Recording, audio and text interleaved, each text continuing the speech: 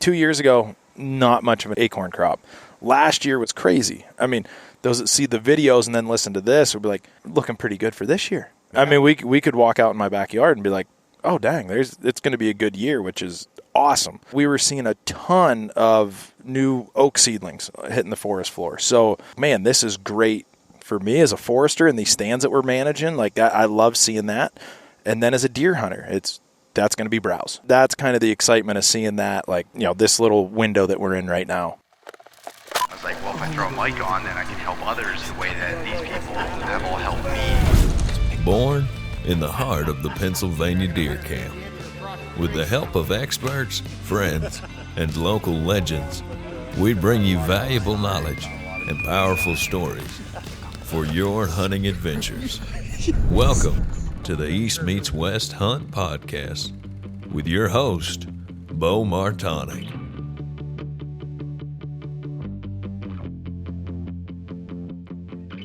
All right, Kenny Kane, welcome back to the podcast. Beau, thanks for having me back, buddy.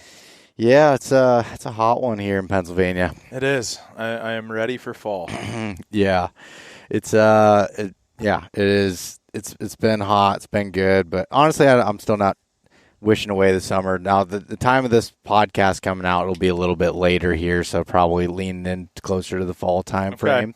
But today it's the end of July and it's super hot.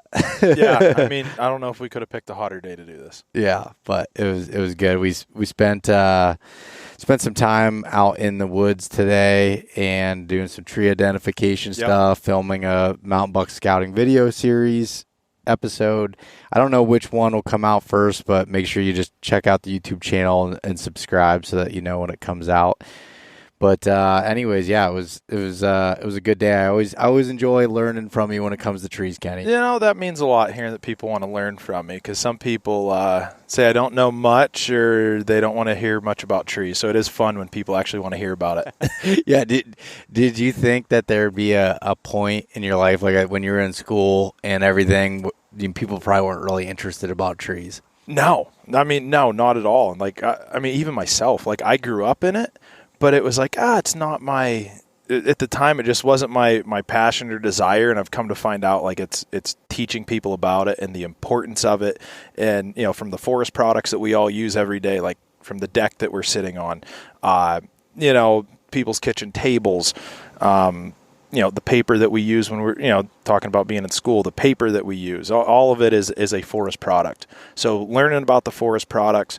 And over, I'll say my lifetime till today, forever, people kind of had a negative connotation with forest products. But we wouldn't have the deer hunting that we have today if it wasn't for, managing the forest to produce those forest products and then, creating quality wildlife habitat. So, seeing it full circle, as a professional and then as a hunter, in the importance of all of it, I think is awesome. And like, since you've had me on now 3-4 times, everything we've done together and the outreach that I get from people, like seeing it's really cool. And I love educating people on it.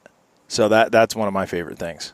Yeah, no, you do good as far as blending the aspect of being a forester, nerding out on trees and everything, with being able to explain it in a way that people can understand it that aren't in it every day. Right. And I like keeping, the KISS sample, keep it simple, stupid. I mean, I am far from the smartest forester out there by any way, shape, or form. I probably said it before, but go ask any professor I had at Penn State, and they'd be like, you wouldn't be where you are today.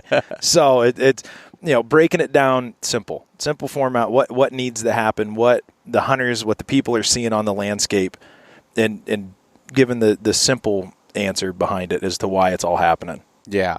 Well, before we get rolling in here, how about you give your elevator pitch or elevator speech on who you are, kind of what you do, just for anyone that hasn't heard you before on here. Yeah, so I mean, the elevator pitch, and it's something I'm trying to work on and trying to simplify, because anyone who knows me or heard me knows I will talk and talk and talk and talk. So no. Yeah, so I'm working on it. I'm working on that.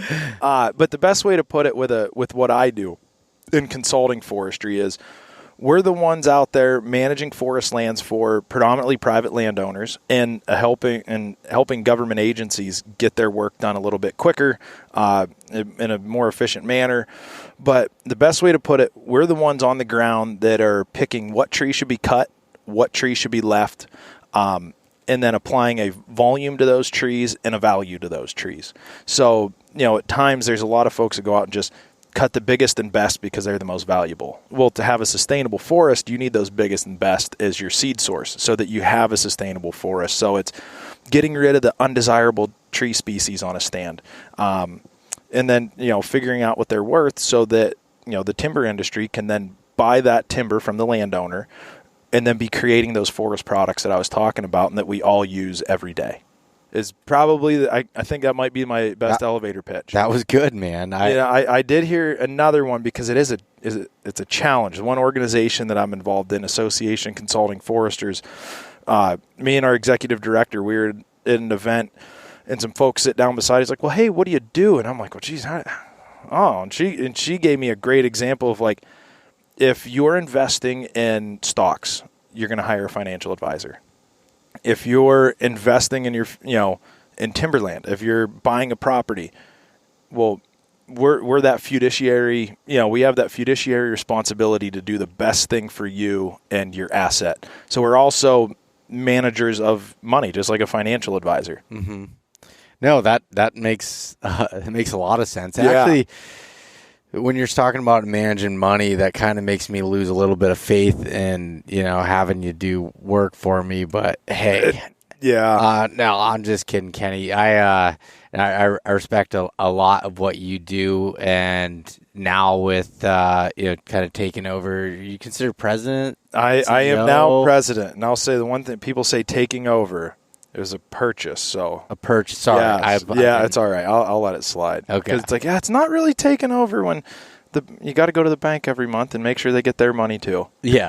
So with purchasing Generations Forestry. Yeah. So now I'm president and owner, and my dad still works every day as my senior advisor, so it's pretty fun. I bet it is after all the years. Yeah, it's like, hey, this is great that my sisters are having kids and he's away playing grandpa a little bit more, and it's good. It's good for all of us. Yeah. I got to grow up a little bit more. It's given me some helping me mature as a business owner, so it's good. Yeah, no, that's awesome to be able to hear, and the idea of forestry and hunting, and we've talked about this before, but they go so much hand in hand. 100%. You almost gotta you almost want to be an amateur forester to be a good hunter and woodsman. Yes. To be able to understand it. This is something I publicly said probably 5 or 6 years ago. Like I want to get better at it, and I feel like I've gotten better with the different tree types, but I still fail. I mean, you had called me out for not catching something on a video where I misidentified a tree before. So. Yeah, just once, but it was like, hey, I think we'll let it slide. Let it slide, but I'm just letting you know I'm not going to let it, but I wouldn't call you out. Hey, I passed your quizzes today in the woods. You did great today. Yeah. It was even caught, you're like, that was the one I messed up. Yep. So I'm like, perfect. Yeah, it is crazy. Like, and I think with so many different areas, there's so many different tree types depending on the region. So really getting to know the trees in your regions is super important. It's really important because you could be in certain parts of Pennsylvania, because that's where we are, and you may not see a black cherry tree to even know, like, hey, what the heck is this? And just trying to find others, like where we're at, you people talk about black walnut. Well, you're going to be hard to find one unless it's planted in someone's yard. But so it's like then you can go 100 miles the other direction and find that difference. Yeah. Yeah. And even just like with the different soil types, like we were trying to find a chestnut oak today to give an example for the video. And you're like, actually, the soil's too good in this area. Yeah. We couldn't find one. Too good of a growing site. Like we just didn't have. I mean, we could have a mile, 2 miles, another ridge top, and we'd see hundreds and hundreds of them on the same acreage. But it's just where we were today. Yeah. And so for anyone listening, as we get into some of this stuff, why I think it's super important to understand what deer are browsing on, as well as what they're eating as form of mass crop, as far as hard mass, soft mass, those different things. Because, I mean, food is king. That deer need to eat, understanding where they're eating, especially in places like the big woods, big timbered areas, even in agriculture. I mean, you see how acorns take over even in ag areas where people are like, oh, we're not seeing deer in daylight. They're nocturnal. They're, being back in the woods a little bit. But so being able to understand those things help so much for understanding deer, and then being able to understand it for the current year, because things are constantly changing, and that was something we went over a lot today. Constantly changing like kind of that focus, and a lot of mine as a deer hunter, you're going to go to acorns. Like it varies every year. Like 2 years ago, not much of an acorn crop. Last year was crazy. I mean, those that see the videos and then listen to this will be like, looking pretty good for this year. Yeah. I mean, we could walk out in my backyard and be like, oh dang, it's going to be a good year, which is awesome. And then I also look at, we were seeing a ton of new oak seedlings hitting the forest floor. So, that are growing. So it's like, man, this is great for me as a forester, and these stands that we're managing. Like I love seeing that. And then as a deer hunter, that's going to be browse. So there's food, then it turns into browse. So that's kind of the excitement of seeing that, like, focusing at, this little window that we're in right now. Yeah. Cause we had started, today off with going into an area. I'd asked you, I said, Kenny, find me a place we can go to that has the most just variety of forest types of trees that deer like. Dang, you hit the nail on the head. I mean, everything except for the chestnut oak, which isn't really that important. In the grand that's scheme of right. We can handle that. We'll find a picture and let everyone see that. Yeah, that's okay. Yeah, and it's so like that place that we went into. Explain a little bit about the layout, and before you go into that, I just want to say, anyone that's listening, if you've heard me or watched my scouting videos, I talk so much about vegetation diversity and finding multiple habitat places in these certain areas. Those are things you can pretty much easily identify on a map, but not until you get into those places and get boots on the ground can you determine the quality of that vegetation, diversity. Yeah. So I mean, the area that we're in today, there was a 100-acre clear cut, and then it was almost perfect. Northwest, southeast, we had these 4 lines going and had 4 different timber types, all almost touching one another. So we had a clear cut where we were looking at regeneration that was just cut this winter. And then beside it, there was a 30-year-old clear cut, kind of that small pole stand. So you had a whole different type of habitat there, more of in the cover world than browse. And then beside that, there was a shelterwood cut that was also cut this winter. So it's kind of in that between. There wasn't a lot of like regeneration started for browsing, for this season. Wouldn't be one of my target areas to think you're finding as a food source. But if we have that great acorn crop, which looks like we might, man, that spot would be great. And then just beside that, we had our slope and aspect changed a little bit, and it was amazing how different the timber was just in that little area. And I mean, this is my job. That's what I'm supposed to see. But then when we're out there looking at it in a different point of view, it's like, all right, this makes sense to me. It makes sense, but I had to see it, even though I've walked that whole area so many times. But it's like, well, yeah, that's why we did this practice here at this time, and this practice here at this time, and this one here. It all kind of makes sense. So on the topic of diversity, you just brought up a really good point, aspect. So slope aspect, north, south, east, west. Do you find in particular regions or areas that depending on that slope aspect, you'll have you can almost repeat it going to a different ridge on the types of trees that are on those aspects? Yeah, you really could. And this is where it's like we can talk about it. Someone could listen to us, but it's being out there, boots on the ground, and seeing it. So like when they'll watch the videos that we did today first, and then listen to this podcast, and you'll see those videos, and that's when it start. Get your boots on the ground. go to your spots and just start paying attention to the different tree species, the different, am I on a north-facing slope, a south-facing slope, a east-facing, a west-facing, and you're going to start seeing that differences. Like we pointed that out in the scouting camp, I think the last 2 years, where they're on this property, which we aren't very far away, but boy, what a difference in timber, trees, just the difference of the trees. We're there, it's like we had oak on one because it was a southwest facing slope. Made sense for where we were, but if we're down in this neck of the woods, it's totally different. We had, heavier oak stands on certain aspects, but more of Allegheny hardwoods, black cherry, maple on different aspects. So it's really getting to see it on the landscape. Yeah, and that because I'll never forget when you told me that the one year of like, oh, in this particular area, these west, southwest, type slopes are, if you're going to find any oak trees, that's where they're going to be at. And I was able to repeat that on like 5 or 6 different occasions. Yeah. I was going through, I was like, wow, there's an oak tree. And I looked at it, it's like, oh, that's. Yeah, and it like few and far between. Yeah. It's wild to be able to understand that. But that can help, when you do find an area, when it comes to, e-scouting or planning a route to go in and actually get boots on the ground scouting. If you're short on time, it's like, all right, I'm looking for this specific type. Maybe I want to check out this slope aspect. Yeah. Yeah. So, I mean, that's one of the best things to do is like boots on the ground and learning where you're at is one of the biggest. You can be, the 10,000 foot view. Hey, if you're going onto this slope on a, more of a north and east facing slope, you're going to find more ash, which ash is few and far between now, but a better growing site for ash. But you could be in south central, southeastern PA and be like, well, hey, I'm on that northeast facing slope and I'm in an oak stand. Well, it's all kind of relative to where you're at. Yep. Yeah, that makes sense. And all right, so to go back to the first spot we went into, which was a full on clear cut. Yep. And we were able to show in a 10-foot area, the stem count was extremely high. Unbelievable. So there was so much that was growing up there, and there was four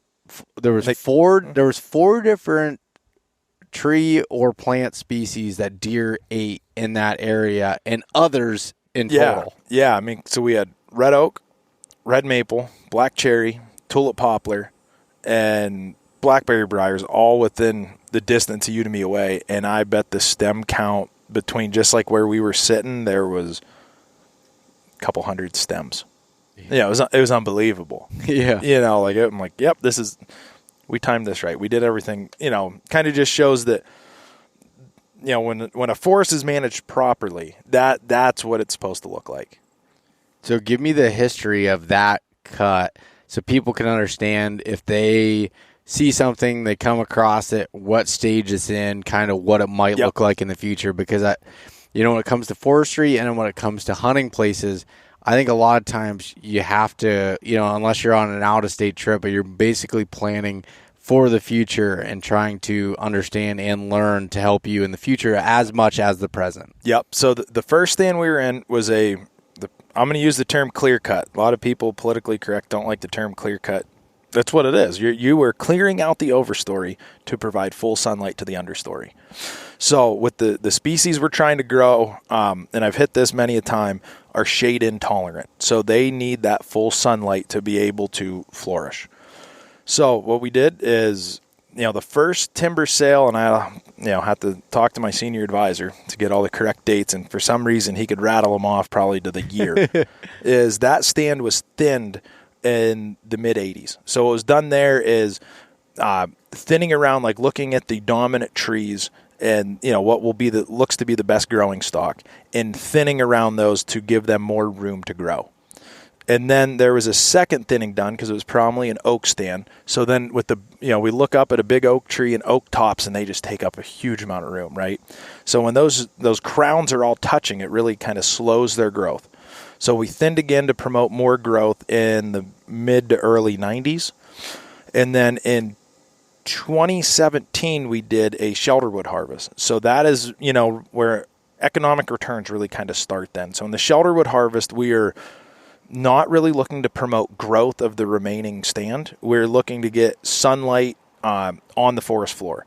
So the trees that are left are your dominant trees, spaced out where there's sunlight, reaching the forest floor and getting that regeneration started. So in the shelterwood process, we like when the harvest take place, the tree tops are down on the ground protecting that seed source, so the regeneration's coming up. Mm-hmm. And then, when the regeneration is getting ankle high, knee high, waist high, head high, in that point, that's when it's time to give those to release that regeneration, because there's other species that we really aren't looking to grow that don't have a huge wildlife value, don't have a good economic value, like black birch. They can survive in that mid kind of, there's more shade tolerant. Yep. So we want to get the oak, the tulip, the maple, the cherry. We want them to take off and give that jump. So when that birch starts kind of out competing, that's when it's time to give the full sunlight to those desirable species. And that's what we did this past winter. Yeah, I mean, so look at that. That's a dang near 40-year process in that particular 100 acres. Yeah, yeah. To get where it's at. And it was obviously playing that long game, seeing what we saw with that regeneration. And so I have an example where there's an area that I've been hunting. I started hunting it in 2015, and that year they had done a shelterwood cut in there. And then all of a sudden, a few years ago, I saw some herbicide spray. They were getting rid of some of the beech. It was just getting taken over by beech and ferns. So they went through that, and then some more stuff started growing back up, and then they just clear cut it this past winter. Right. And so it's like kind of the same type of stage that you're seeing, like this longer term, play with it. And I don't know what they did with it before 2015. That's when I first started going in there. But it was super interesting to see that. Yeah, I mean, when you're seeing it, whether like as a hunter, if you're hunting a large tract of timber company land, a large, state game lands, state forest land, national forest, whatever it may be, or even a well-managed small family farm, family ownership, like it's not just willy-nilly, hey, those trees are big, let's go cut them. Like there's a plan. Like even like the investment companies that we work for, like, yes, we have to turn a profit for them, but we're preparing those harvests 10 years out. Yeah. Like I know these stands is like, hey, I am working on a budget starting the 1st of August to plan what we're doing in 2030, 2033, 2035. Like we're, looking at that long term. It's taking these trees 100 years to grow. We can't go cut them all overnight. Like we got to have a plan for them. Yeah. And that's responsible forest management. Yes. It was super cool to see that.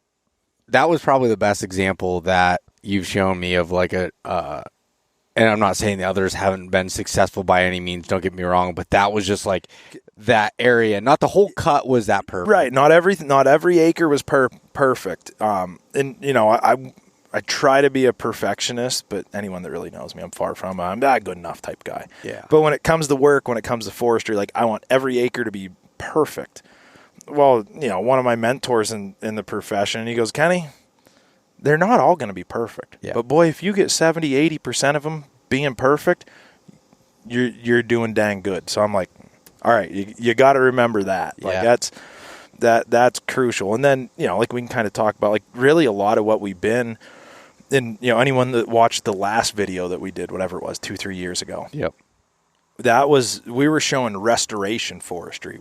How we had a high graded forest and we had to fix it, where we were handed that perfect blank canvas to make that perfect painting.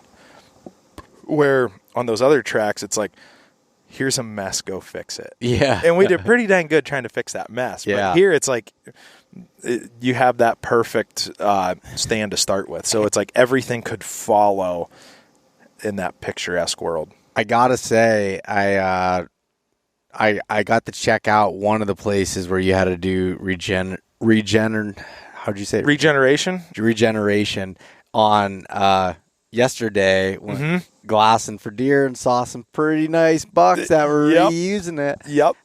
So it was awesome to be able to see that. Yeah. And knowing the history of it from you, and then me going in there to be able to glass it and see it and see the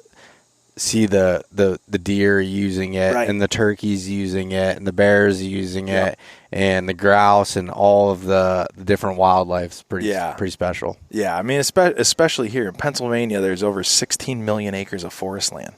I mean, up in this neck of the woods, we're dealing with the big woods, not agriculture where it's woodlots and agriculture. Like, forestry is agriculture. Yep. But it's not what most people think of when they think agriculture. Yeah, no, not at all.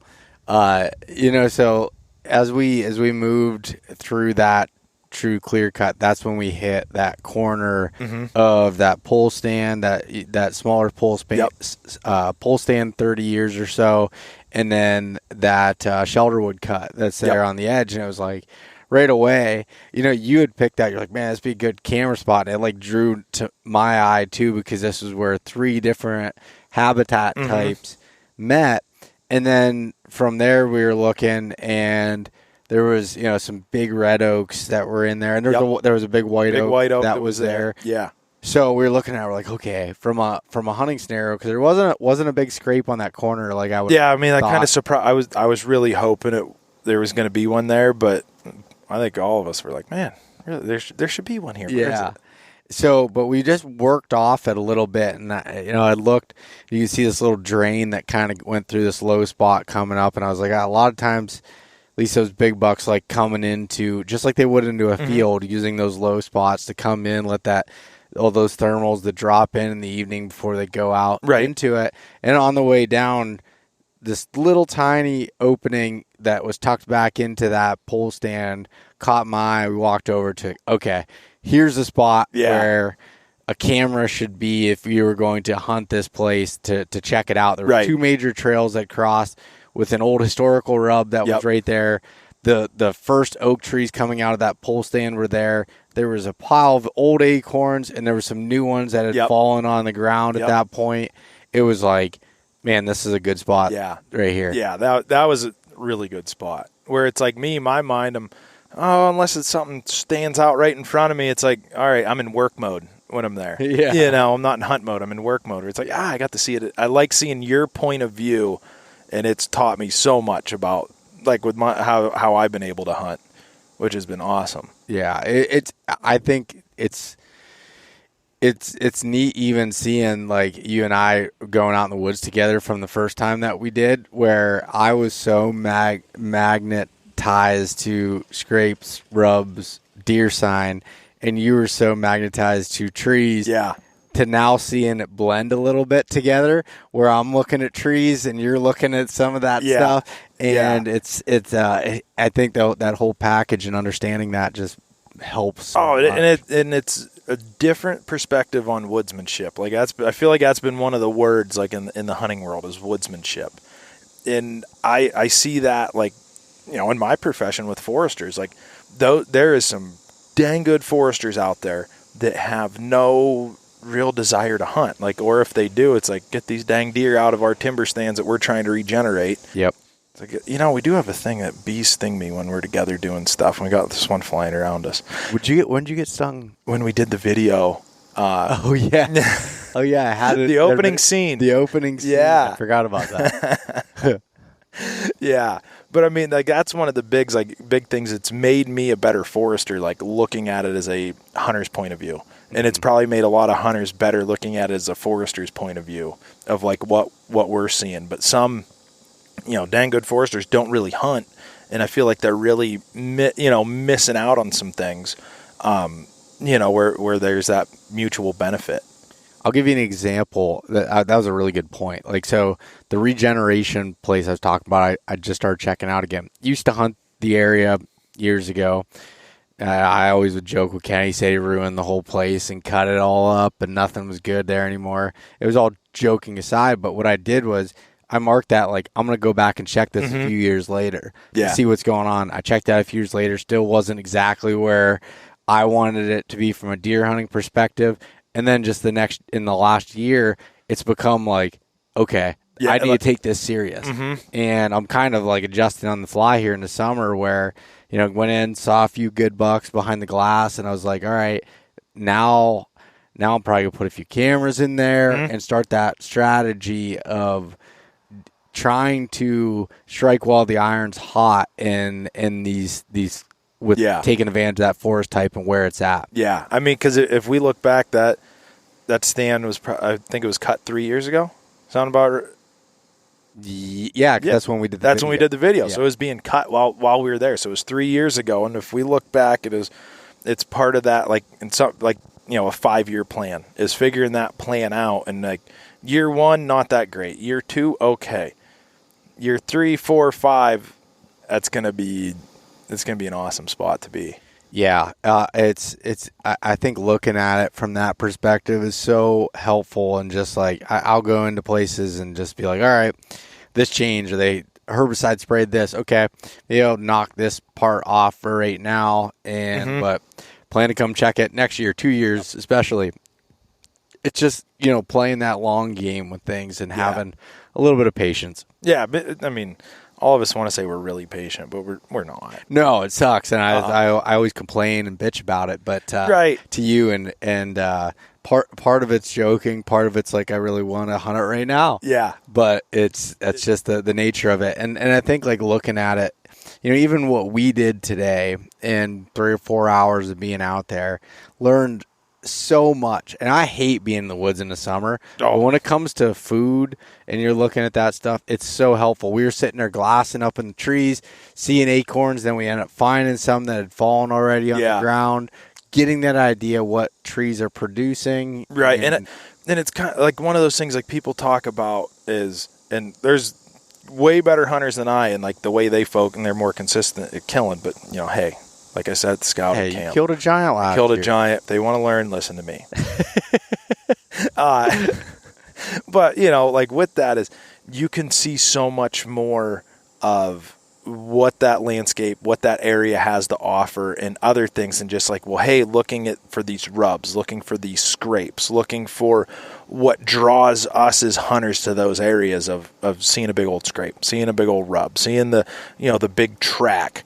But if you learn, find the benefits of like, oh, hey, I see what happened here. There's oak regeneration. There's blackberry briars. There's maple. There's an acorn crop. That's going to, then you're going to start seeing other things of like, oh, I see a mast crop here. Well, geez, now you're walking through it more and you're going to come across where those scrapes were, where those trails are. I think it'll help open more doors. Maybe is the way to put it. Yeah, and it helps you cross off the places that maybe you don't want to be easier, not waste time at. That's one of the biggest things with me learning the trees and the plants and everything more so than ever before is I'd go find a clear cut and I might spend a whole day walking that clear cut edge, diving into it and realizing that it's 99% beech brush. And it's like, okay, yeah, that's a bedding source, but there's not much else in there. But if I can go in and I can find that maple regeneration, that oak regeneration, blackberry briars, all that stuff in there, it's like, okay, this has not only bedding cover, but it's got more than enough browse available. Now I want to put my time here. Yeah, and it's like just because timber was cut in an area doesn't mean it's automatically going to be good. It may be where you're in an isolated spot in the forest where the deer herd's not extremely high and it's just so spread out and there's a 50-acre harvest unit and it's like it could either be a absolute mecca or it could be like, gee, what the hell are Kenny and Beau talking about? I'm not seeing crap coming in and out of here. Well, it changes things. Or be where we were. We could think one spot's absolutely awesome, but there's so much different. There's so much habitat in that small area where it almost makes it harder to hunt. Yeah. But it's like maybe if only 2 of those habitats were there beside one another, it won't be as good. But I feel like with that, like what we saw with those 4 different types of habitat all right there, it just has the opportunity to, hold big deer. Yeah, and I want to, that's a huge point is having all of that diversity I've found those places grow bigger deer than places that are, the same forest type across the board because they have more food. They can replenish their bodies and then focus on that antler growth there in the summertime. Right. Yep. And it's keeping that diversity of habitat. So where we've done the scouting camp, it's great right now.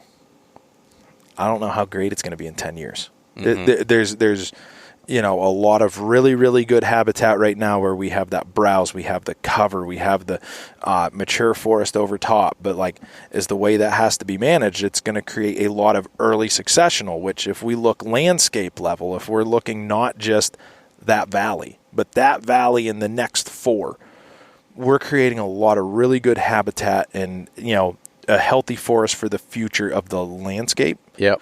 So, there's a lot of give and take to it.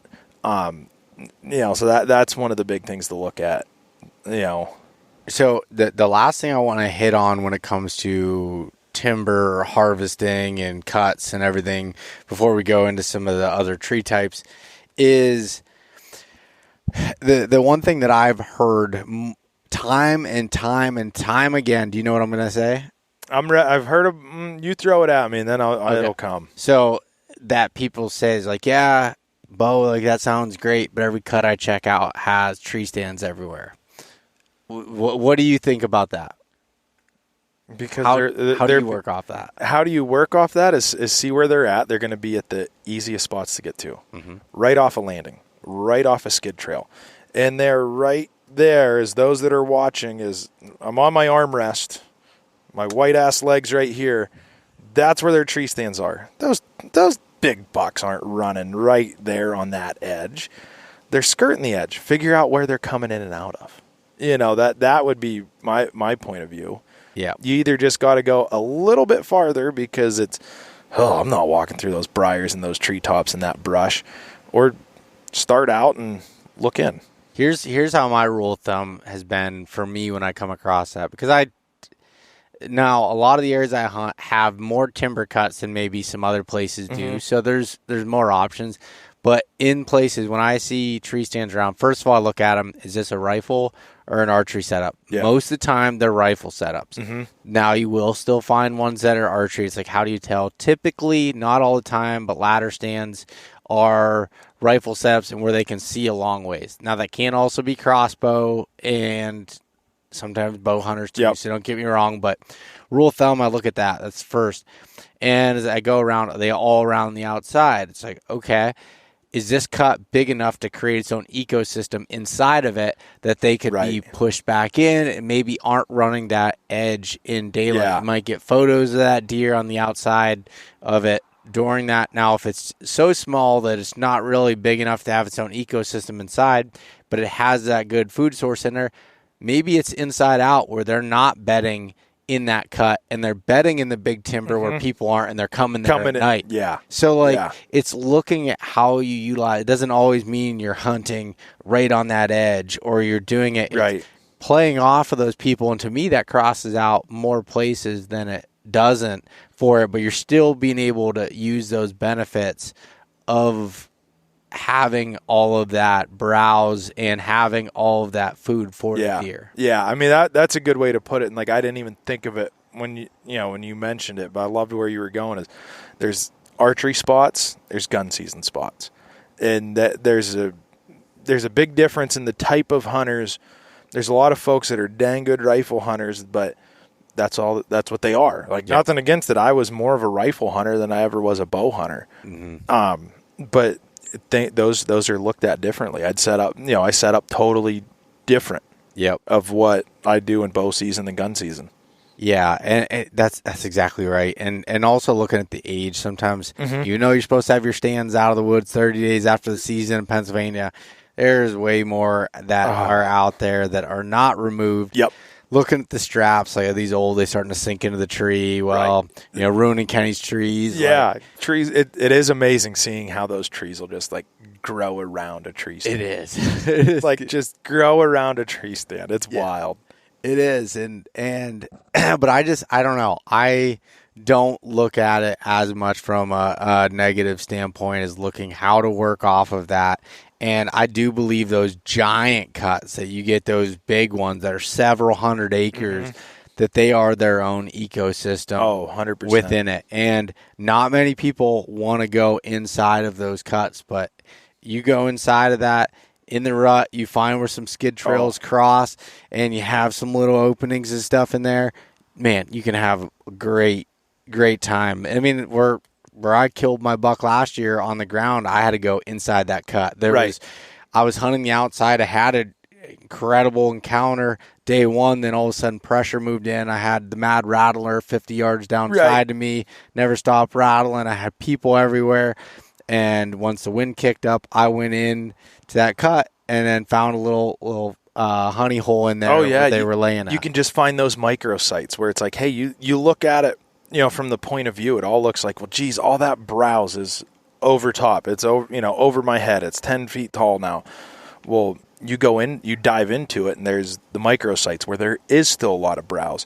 Or you go in and there's the hemlock areas where there's a lot of the hemlock trees. And we saw that at the scouting camp where we went into the middle of that clear cut, and it's like wide open. Yeah. So there's those micro ecosystems within every stand. Yeah, that's a good example. We want at the scouting camp there, that giant, massive.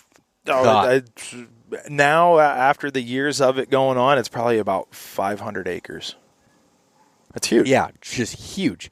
And going inside of that, finding this hemlock stand that created this opening underneath it, and there was a buck bed there, which scraped, found a shed in there. Like, it was its own little spot and ecosystem within all of that thickness. Yep. Yeah, it's neat how neat the forest is. I mean, we saw that today looking at the regeneration. Like, those that watch the video, it's like you pan out, we're looking at all this oak that's knee to waist high, and then if you look out 100 yards away, it's a whole different ecosystem. It's more tulip poplar regeneration, and it's 6 to 10 feet tall. It's just wild. Yeah.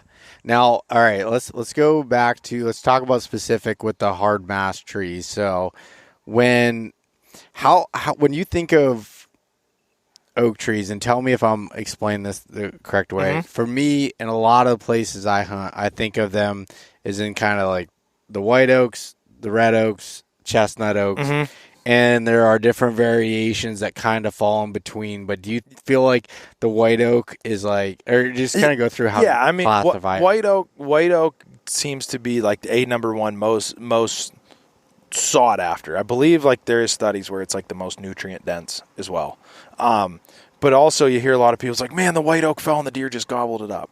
Well, they fall first. So they are getting, mopped up first by the deer. White oak most prevalent, and they're depending on where you're at. Our neck of the woods, if you're into oak, you're in a lot more red oak than white oak. Produce boatloads of acorns. When they're producing, it's hot. They're dumping all over. The deer gobble them up. You get into chestnut oak. Like today we couldn't even find a chestnut oak. But you get into those stands, the deer, still eat them, not their most sought after, because in here there's a bit more diversity of white oak, red oak, chestnut oak. They're kind of last on the, to be eaten on the preference list. Yeah, and when we've talked about that before and got some comments from people like, oh, well, we're at, chestnut oaks, they slam them. But, upon further investigation, that was the dominant oak species. That's the dominant oak species of where they are. So it's like, yeah, that's their main food source. So it makes total sense. Yeah, it's like, okay, so you think about it when you go to an area, or like you go somewhere, right? If you're going down the street and your wallet is stacked, you got so many $100 bills in there, it's not even funny. And you're like, okay, do I want to pull into McDonald's or do I want to go to the steakhouse? And it's like, you're going to go to that steakhouse, but it's like, if you don't have the money, you don't have that resource, right? Well, then you're going to eat there. What's there, and you're going to be happy with it. Yeah. And that's I don't know if that was a good analogy or not, but makes sense. Makes enough sense. Yeah. I thought I had something better with it, but then I like the one of you're on a mission. You're heading out west on a trip, and you have a McDonald's right here. You got to drive 2 miles down off the exit to go eat at a steakhouse. Yeah.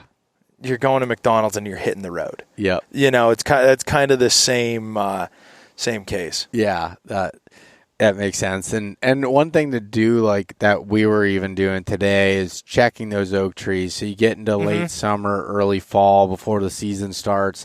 Even during the season, if you're a little late on it, is checking the trees. Yeah, look, most of us anymore, like you're out and about, like binoculars are kind of part of your kit when you're out, whether you're hanging cameras, you're just scouting, you look up into those oak trees and don't be afraid to go after a storm. Storm's going to roll through. It's like, well, hey, should I go out Saturday or Sunday scouting? Well, Saturday afternoon, there's going to be thunderstorms. Well, you can either go speed scout, but you can pick up a lot more maybe after that windstorm and you see some fresh leaves and limbs on the ground and be like, hey, is there acorn starting? It could be a great time to go look at it. Yeah,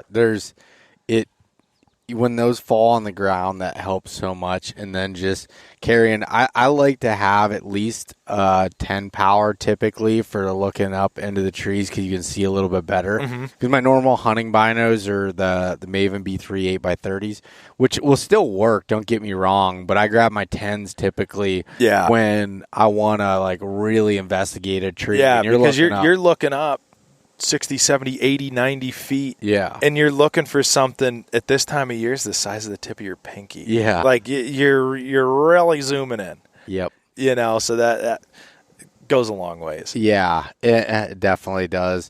And so then moving along a little bit, one other thing that we had found from hard mast was we found some beech nuts. Yeah, we did. We found you call them the sheath? Is that what you call them, or what's the shell? Shell. I say shell.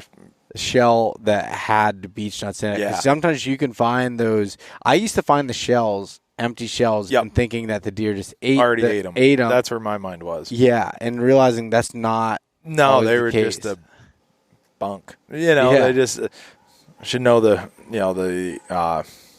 reason as to why, but a lot goes into tree health, and there's a lot of things going against beech and the health of beech, and it's been that way for the last 40 years.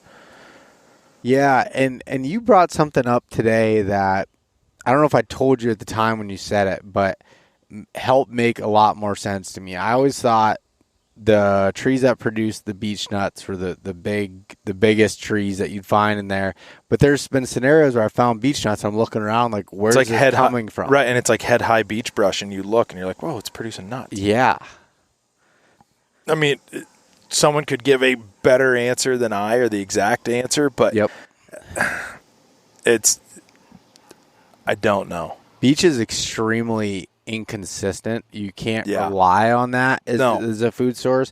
But when it hits, like we found today, it's like, mark that. Because even if you had, this was like in some thicker timber, and then out was the big oak stand, it's like, that's what they're going to hit first before going out to hit that, go out more in the open where maybe that oak stands at. Right, and because those other areas were just like wide open, where there was more cover, there was, little bit more safer area for movement for a deer. And I gave the example when we were doing the video earlier, but the buck I killed on opening day in 2021 was a scenario very similar to where we were at, where we had where you had a shelter wood cut that had left some oak trees up, and those oak trees were producing and a little bit cut and everything up there. Deer seemed to be feeding there at night. And then down off the hill in the bottom, heading back to where it seemed like they were bedding at, I found this one lone beech tree that was dropping. Right. And that's where I ended up shooting that deer over. He didn't get a chance to munch on any beech nuts. Took him out before it happened. Yeah, but it was like finding that, and I haven't seen beech nuts on that tree ever since. Yeah, I mean, this year was one of the first where it was probably 4 or 5 years ago. It was just like, holy crap, like the beech nuts is crazy everywhere, like all over. Like you're talking to people, different counties, different regions within the state, and it's like, yeah, I got a crazy amount of beech nuts, and like haven't seen anything like this in a decade, 2 decades. I mean, where I didn't see many last year, didn't see many the year before, didn't really think much of it. And our one logger calls and he goes, man, you should see it, the beach, these junk beech call trees, like they're going to die. Like he's cutting those for pulpwood. And he's like, dude, you should see the amount of beech nuts falling off of them. I'm like, seriously? He goes, you go to cut one and it sounds like it's raining with beech nuts. I'm like, I'm glad I know where you're working and no one else does, because I know where I'm going to be paying a visit to. Yeah. It's great when you get to be able to find that and have that information. It just adds to that catalog of things. I'm rarely going to some place to be like, oh, I'm just hunting beech nuts, or I'm just like, or like I'm targeting an area because there's beech trees. That's not typically not in it. any way, shape, or form where you'd be like, where it's like, hey, I'm going to target this oak stand because there's opportunity for a lot of acorns. It's not really the case with beech. That's where the woodsmanship, the time on the ground to be in the woods to see it. When I think of deer hunting, this is something I just thought of. This is pretty good, all right? I like it. Analogy. So think of how, all right, Pennsylvania, to draw an elk tag in Pennsylvania, you put in for bonus points. The way those bonus points work is it gives you one extra name in the hat. It doesn't mean the more points you have that you're guaranteed to tag. It just means the more names you have in the hat. And I look at that when it comes to these certain things with deer hunting. It's like, okay, we have red oaks dropping. That's one. You got one name in the hat. Yep. Okay. Now all of a sudden we got beech nuts. There's another name in the hat.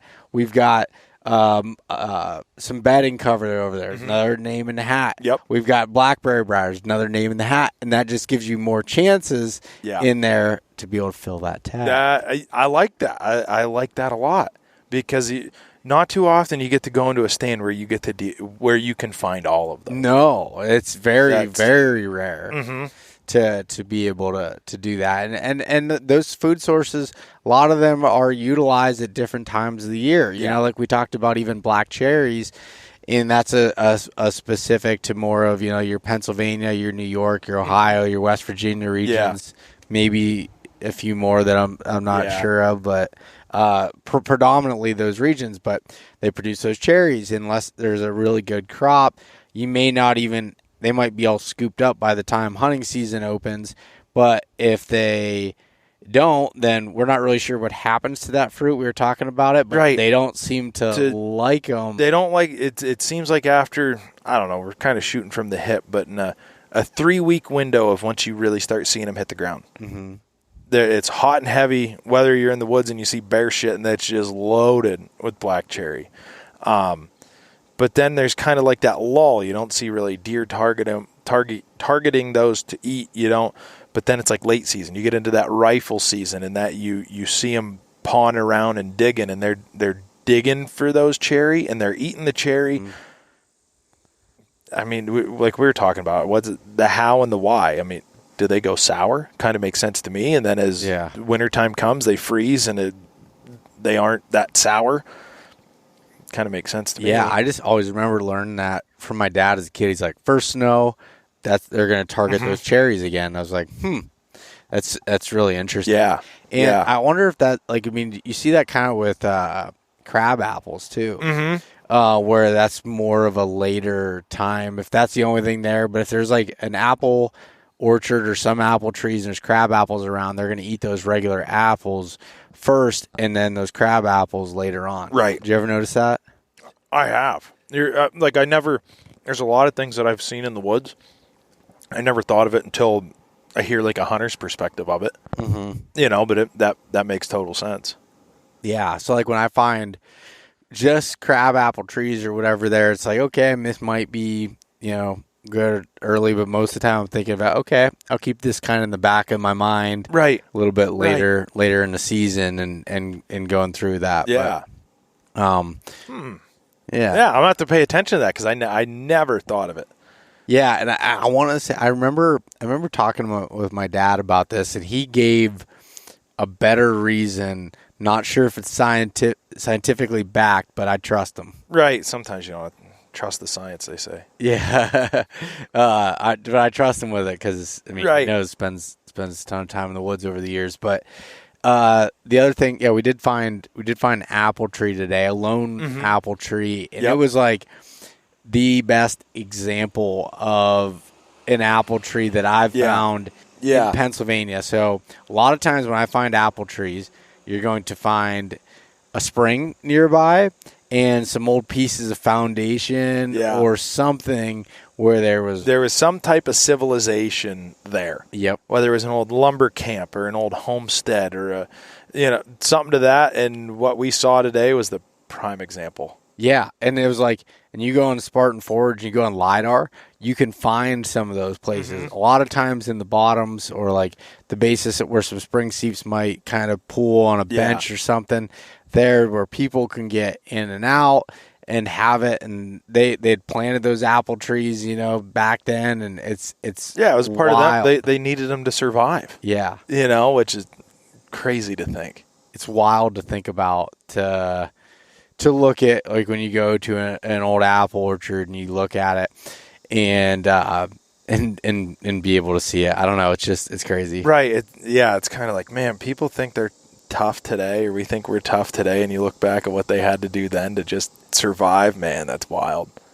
Yeah, it truly is. But apples are one of those things that from a deer hunting perspective, I look at early season. If you find one lone tree like we found, now there was a good amount of apples. I wouldn't say it was breaking the branches. No, it wasn't breaking the branches. Would I change? Would I go all in on it?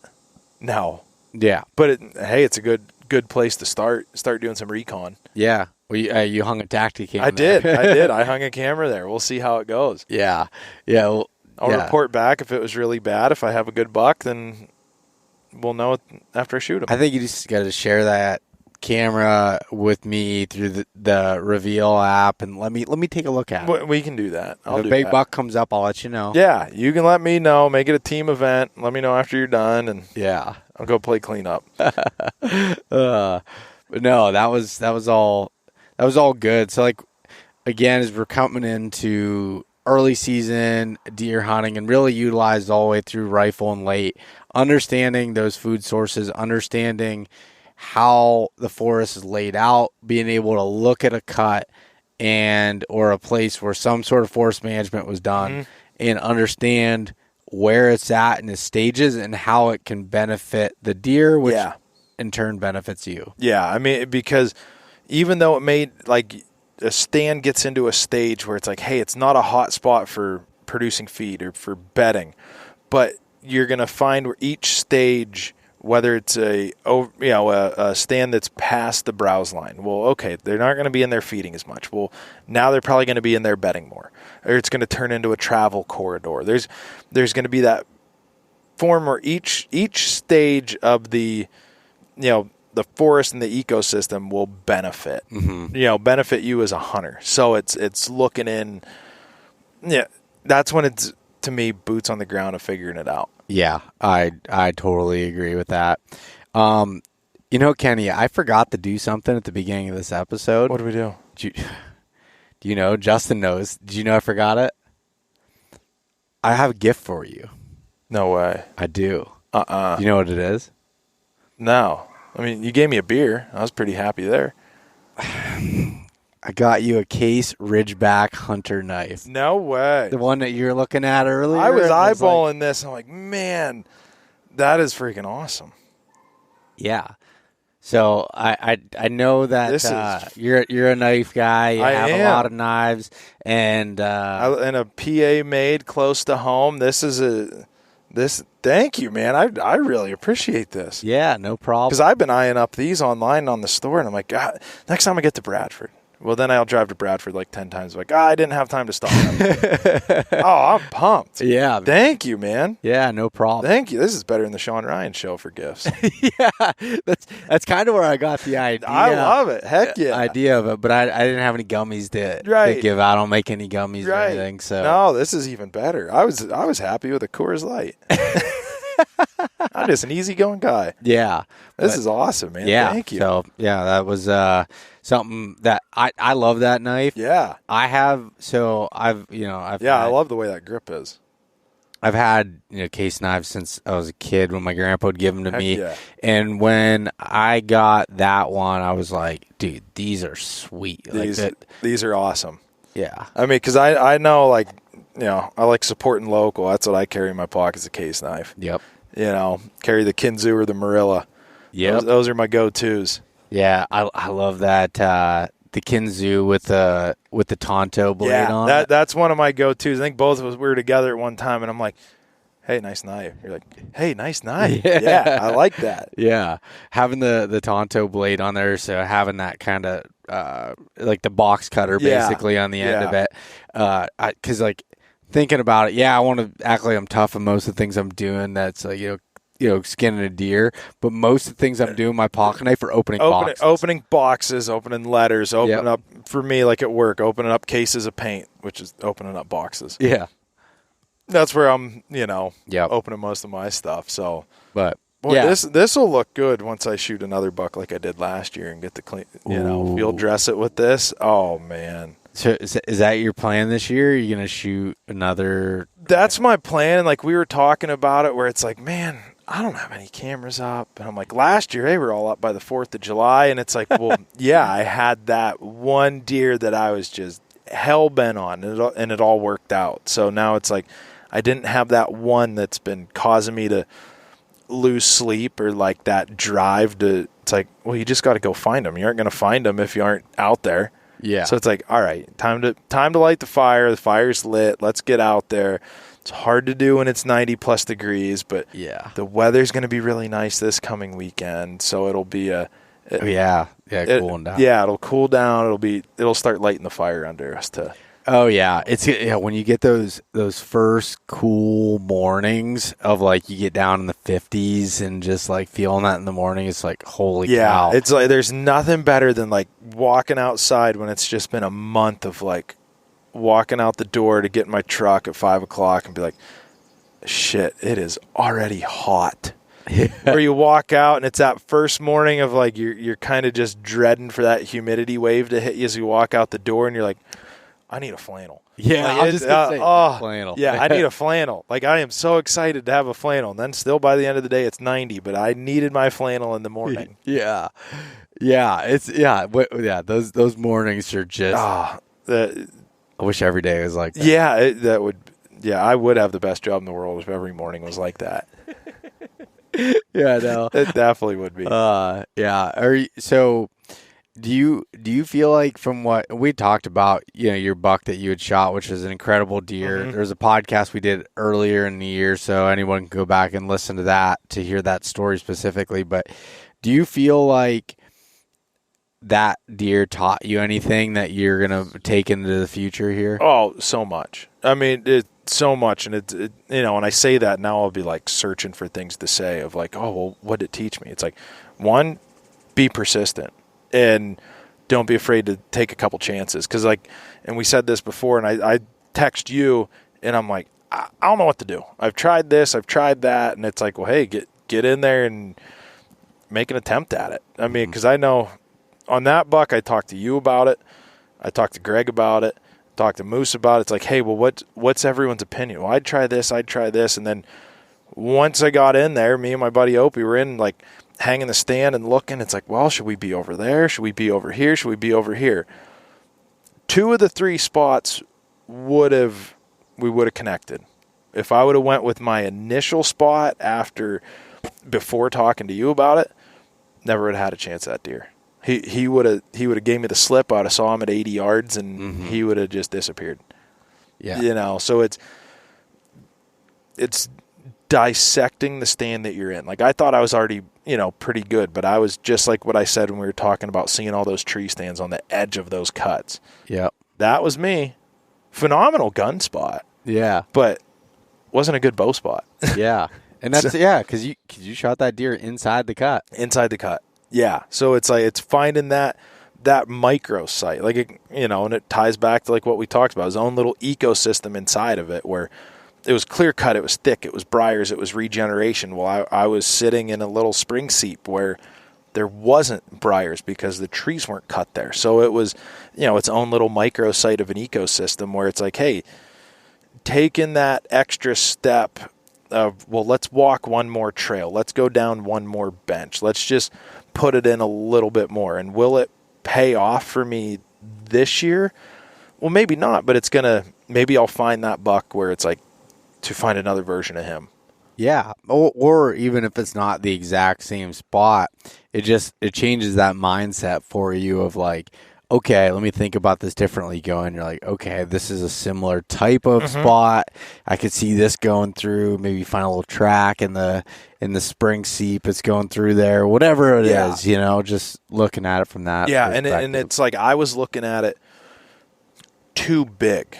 But when you're in the big woods, like you're because is he in that valley? Is he in that valley? Is he in that valley? And it's like, holy crap. And the answer is probably yes. Yes, he is. I saw him in 4 different valleys, and it's like, all right, well, now let's shrink it down. Because if you look at it that way, you're just, well, if I sit here, whatever, I got just as good of a chance at him. But it's like diving a little bit deeper, being a little bit more patient, and putting the work in, whether it be like there's some folks where it's like, hey, I'm not a trail camera person. I'm not going to hang cameras. Then there's the folks that it's like, hey, I got 40 up, where I'll be a happy medium. Yep. Be a happy medium of that. Yep. Where it's trying to find that next target so that you don't lose that fire, because it's like, man, you hear people, it's like, man, you might as well just quit. You already tapped out. You aren't going to get something like that again. Well, it's like, now I need something bigger. I need to do that again. Yeah. Like I have to do that again, because it's just the, biggest high out there is like chasing a buck like that. Yeah. Just the idea of knowing something like that is in the woods. Yeah. When you're in the tree, just gives, whether or not you'd shoot another deer, which is typically the situation that I'm in, but like, right. It gives you that motivation, that just excitement, that anticipation. It's like he could be there. Like it's that. And I said, I had several pictures of shooters. Like, am I going to pass this up? And I told everyone, like, and like me and my buddy Opie were hunting that buck together, and I'm like, well, we're holding out for him. We're holding out for him. And then we look and we're like, yeah, right, man. If 120 comes by, he is getting shot so fast. Just happened to be, thank God, he was the first buck that I saw. First legal buck that I saw in a tree. So, worked out for a reason. Yeah. Worked out for a reason. But I will say it made me a better hunter, as it gave me that confidence to then, read the woods better. I was able to spend gun season just like hanging out with my dad and the guys that I hunt with, and focus on trying to get other people deer. Yeah. Other people got on deer, but it also was like, well, hey, that's a legal 8-point. What? No, let's let that grow. Yeah. Let's shoot a doe instead. So it was like, all right, yeah, like it kind of gave our whole hunting crew that like desire of like, man, if we could get one more buck to be like that, that'd be pretty cool. I love the story of that you were telling us today about how after you'd filled that tag on that big buck, you went out and tried to shoot a doe, but all you could find was bucks. Yeah, I mean the rest of the season, I'm where we were. I was walking. All I wanted to do was just shoot a doe out of a timber sale, and then I can make Dad proud that I'm doing my part for deer management to get regeneration. There goes a deer. Dang, that's a buck. Out during gun season with the guys at our camp, it's like, well, hey, I'd kind of be doing deer drives and pushing, and there's a deer. Oh, there's another buck. There's 4 different bucks. To be in the big woods and get your rifle up on, have the potential to pull your rifle up on 4 deer and you glass them, and it's like $4 and not even a doe. Like, that's my chances, and I will be completely content with that. Yeah. Yeah, and it's like if you had that buck tag in your pocket, does. Yeah, 100%. There's no doubt about it. It's like, man, I already shot. I filled my DMAP tags at this property. I filled my DMAP tag at this property. I'm kind of maxed out on deer, and Yeah. That'll be something. So I'll say, here's a question for you. Is here we are, and it's been a week that they announced that we have Sunday hunting. Yes. What's your excitement level on it? I think that's huge, man. I do. I think it is. And I had this conversation with a couple of my buddies, and I'm like, well, some are just beyond amped. Like, well, it should be. Like, Yeah. I do. I think it should be. I'll say for me personally, I kind of need that day. Like when you're out working in the woods, and this is me as a personal thing, and people can say I'm a sissy for it, whatever, but it's like, man, I still kind of need that day. I got to do stuff around the house, hang out with my wife, to recoup, because come Monday, I'm going back out into the woods every day for work. So I think it'll be great. I think this will help. It's like we've talked about, and others didn't really talk much today, of like the deer herd is increasing. There's no doubt about it. Like there's definitely a lot of deer out there. I think this will give more opportunity to more of like the alpha hunter types, where come early season where it's like, well, hey, I don't want to blow up my spot and shoot a doe. There's no doubt about it that guys like that hunt the big woods are like, I'm not shooting a doe until I shoot a buck. Mm-hmm. I'll be a culprit of that, no questions asked. But it's like, well, man, if I hunt opening weekend, maybe I'll hone in, get a doe, hunt a different property, and kind of play things around. I think it'll be more beneficial. It's going to give kids more opportunities to hunt. It's going to give the dudes that got, dudes and girls that got to work 40, 60 hours a week and only get to hunt the weekends. It's going to give them a whole nother day to hunt. So it's going to give the true hunters more opportunity to kill deer, which is going to help with controlling the deer herd too. Yep. So that's one of my biggest things is, there's going to be a lot of folks that it's their choice. Say, nope, Sunday's my day. I don't hunt. I'm cool with it. Yep. Everyone has their choice, but I think it's going to be great. Yeah, I agree too. It's going to open up that opportunity for people that, and I especially think of kids is when you get, kids imagine, in high school that have, or even younger, have footballs on Saturdays. Yeah, I mean, like with us, I look back to when we were, we couldn't start hunting till we were 12. We still went out with our dads as we were 8, 9, 10 years old. Well, now those 8, 9, 10-year-olds get the opportunity to hunt, to shoot a deer. Yep. Awesome. It's freaking great. Well, now it's like, hey, you got, if I had to choose between hunting and football and you ask me today, I'm like, oh, choose hunting. You ask me from 12 to 18, no way. Nothing's more important than football or basketball. Yep. But, hey, you got Sunday to go hunt while you got basketball practice all week long, or you're in college and it's like you got classes, and you can hunt Saturday, Sunday. I think it's going to keep a lot of people into hunting, because I kind of floated out of it like when I was in college, just, traveling back and forth. You're at Penn State. You're more worried about going to football games than you are hunting. So it's like, well, hey, I can still go to the Penn State football game, but I can also go hunting on Sunday. Yeah. So it'll keep where I feel like a lot of people lose their interest in like those college years. Yep. It's going to give them that extra day to keep them enticed. That's a good point. I didn't think about it from that age group. And typically you're thinking of people high school and younger, and then working adults as far as doing it. But that, because what do they say the 3 R's in recruitment? Reactivate? Retention. Retention's like the last one, right? Man, I should know this. Yeah, I should too. Recruit. We got to retain. Reactivate. We got our guy taking care of us. Justin, are you looking this up for us? But I think that'll be to retain. You're going to retain hunters. You're going to retain hunters. It's going to give that family that weekend to.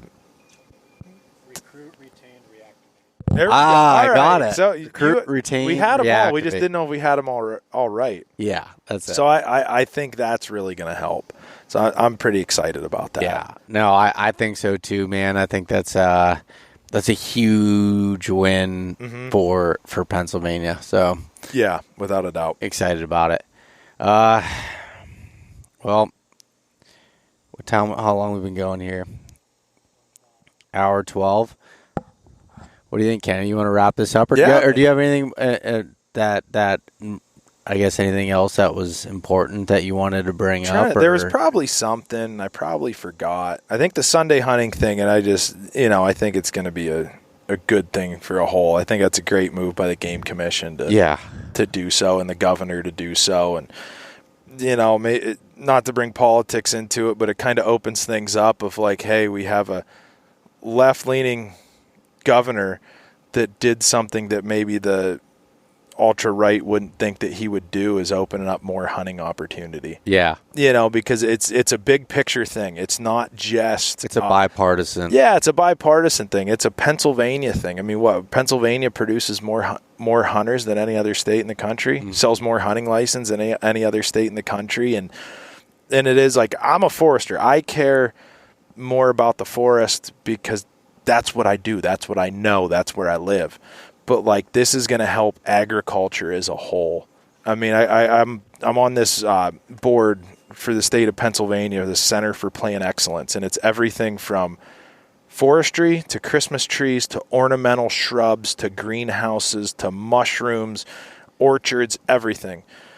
And I'm sitting there talking about issues that we have with like, hey, the timber markets stink. This is what we're up against. Decline in the economy for it, invasive species. And I'm like, I didn't mention one thing about deer. And we were having like our intro meeting and we're talking to everyone else. And the guy, I should know his name, it's skipping me right now, but he's representing the Christmas tree industry. First thing he says is deer and like how big of an issue it is with the Christmas tree industry. And then, folks in farming and agriculture are talking about and plants and, like all the flowers that we see in the video of my wife's flowers, like they grow somewhere and deer have an impact on those. Yeah. So it's like, hey, this benefits a whole lot more than you and I as hunters, as me as a forest land manager, as a farmer for growing the crops, for all of us to eat. It's going to be a win across the board. Yeah. So I think that's pretty awesome. Yeah, man, I totally agree. And then after hitting a deer with my truck this year, I was like, deer population needs to come down. Yeah, we gotta get rid of those things. We gotta lower it. I mean, it's a real fine line, and we're there. And I think, as we're hunters, we all want to see more deer, but I would rather see more deer that are healthy than a lot of deer that are unhealthy. Yeah, and I should say fewer deer, but they are healthy and large, than a lot of deer than to go back to where we were in the 90s. Yep.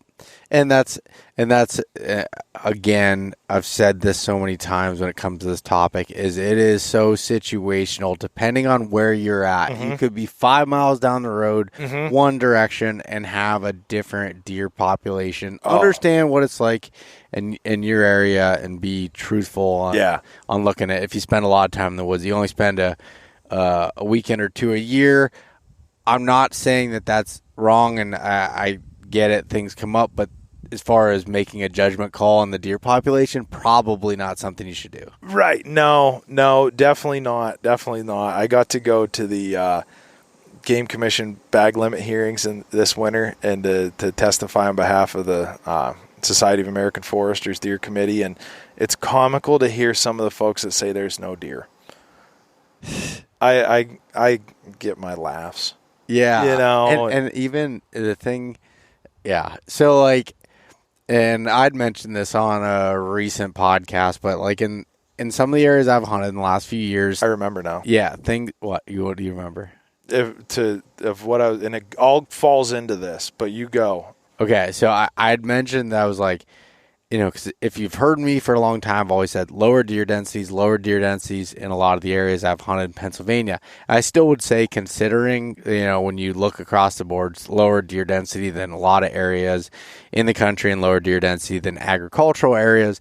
But you also got to understand what those forests can sustain. That's the term I'm looking for. Yeah. So, and that was the case I think in the last few years, things have drastically increased from a deer population in the places that I've spent time in. And I see that and I'm like, oh, hold on a second here. I need to shoot some more does. Right. I need to put an emphasis on this. I need to donate for Hunters for the Hungry. If I already have too much meat, I need to do a better part in doing that. Yeah, and looking at it big picture. And that's what it was. I know we talked about it. Was Pennsylvania has the Hunter Share the Harvest. Hunter Share the Harvest. Hunter Share the Harvest. Yes. Yeah. So I have information for you about that. Okay. Offline that we'll talk about. But, yes. It's a Pennsylvania initiative, and I should know, and I will get this information for the future because we talked about doing something with that. But like one of the struggles is funding. I mean, all of us that take your deer to a butcher shop. It's not cheap. It's not cheap. You look at it and it's like, well, hey, I'd love to shoot a doe, but by the time you get it processed, even just kind of plain Jane, you're like $120. Yeah. Right? Just to get nothing mixed in with it, to make no sausage, to get this, just to get it cut, wrapped, and in your freezer, you're talking $120. Well, it's a lot of money. There ain't no doubt about it. So am I going to go shoot 3 doe and spend handy to $400 and may or may not eat it? Where, there's the Pennsylvania Hunter Share the Harvest, which in McKean County, our office at Generations Forestry is the drop-off point to drop off deer. And we work with a couple local butchers that then butcher the deer. But with that, the donations that Hunter Share the Harvest get of, cash flow donations to then only pay about 60%, 70% of what the cost is. So we in the timber industry, large landowners, timber companies, sawmills, they donate to cover the rest of that cost, to make it whole, which is awesome. And then it ends up feeding, our first year, I think we had around 20. This year we were in the mid 30s for the amount of deer that we had donated, which was awesome. So it's something that I don't believe it's in every county yet in the state. That's one of the initiatives they're trying to do. But that makes a big impact because there's people out there that need, the meat that, say if you shoot 2 or 3 deer on top of going, we both got elk last year. Yeah. Or if I shoot a moose this year. Right. Hopefully you do. Yeah. Hopefully I'm going to shoot a mule deer this year. Like I'm going to be good. It's me and Kelly in our house. Like that's what we got. It's you only can eat so much, and there's people out there that need it. So it's like getting, if people want to check out Hunter Share the Harvest, look it up online, see what you can do, whether it's, donating $20 or donating a couple $100 or figuring out where you can donate your deer because you say, hey, I understand. I see the importance of harvesting does for the health of the forest, for the health of the landscape, for the health of the deer herd. But hey, it's just me and my wife. It's just, me. I'm a bachelor and whatever. I can only eat 1 deer. I'm not going to waste it. Well, now there's a place that it can go. Yeah, and that's that. And the thing about the processing fees, like we had talked about, it's like, okay, yeah, maybe you are in a position you're like, oh, that's not a big deal. $400 a year to help people that really need it. I agree. Like, yeah, you should really want to, but not everybody can do that. Not everybody can do it. That's not a drop in the bucket. Yeah. And to find ways to be able to help. So if you're willing to be able to donate to that, like that is absolutely incredible. Yeah. And we're going to work on more of this offline. I think that's something that is super important, that you're not only managing our herds, but also doing something good. Yeah. And being able to help out. So that was the one thing I was thinking of that I, glad I remembered. Yeah. I'm glad you remembered it too, Kenny. Well, man, I always appreciate getting to hang out with you, coming on. Yeah, man, I enjoy it. Any day we can do this. This is great. Well, everyone go check out Kenny on Instagram at KenJKane. If you ever want to use his forestry consulting company to do any work, and I'll let you do a pitch there in a second. Yep. Or go to generationsforestry.com. You can also contact them there, but tell the audience what you can do for them if they have need anything. Yeah. So, my elevator pitch is, any forest management needs, property needs from, not just a timber sale or a forest inventory, but you buy a property and need, improvements to your property. You need, you want to create some better habitat for the deer that you're trying to hunt, or turkey or bear, or you just want it better for the birds. We can do all that and put a plan together to navigate the landowner's goals and objectives. That'd be, we do everything in between, food plots to, a little bit here and there, but managing the forest to create better wildlife habitat and getting 2 birds with 1 stone. Managing the forest, creating good wildlife habitat. Yeah. No, awesome. Well, everyone go check that out. Kenny, again, thank you. Appreciate it, brother. Thank you, Beau. Yep.